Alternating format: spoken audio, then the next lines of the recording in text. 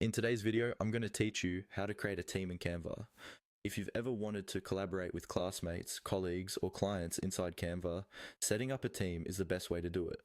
It lets you share designs, templates, and brand assets, and control who can edit what, all in one organized space. In this walkthrough, I'll guide you step by step, slowly and clearly, so you can follow along on your own screen. First, open Canva and log into your account. Once you're on the main Canva homepage, look toward the lower left corner of the screen. You should see your profile area there. This is usually where your account information, settings, and workspace options live.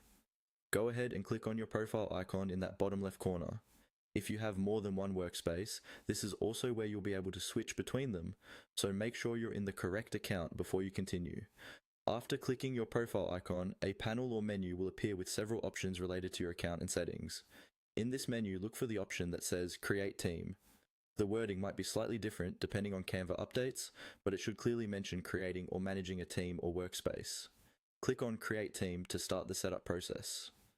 When you click this, Canva may prompt you to upgrade your plan before you can fully create and use a team.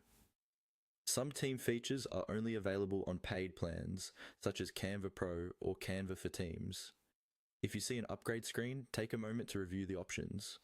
You'll typically see information about what's included with team plans, like advanced sharing controls, brand kits, and more storage. If you decide to proceed, choose the plan that best fits your situation. Follow the on-screen instructions to complete the upgrade. This usually involves confirming your subscription details and payment method inside Canva's secure checkout flow. Once your plan is successfully upgraded, Canva will take you back into the team setup area.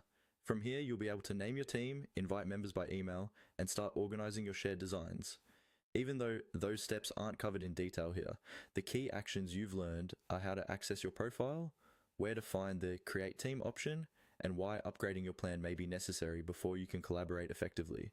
And that's it for this tutorial on how to create a team in Canva.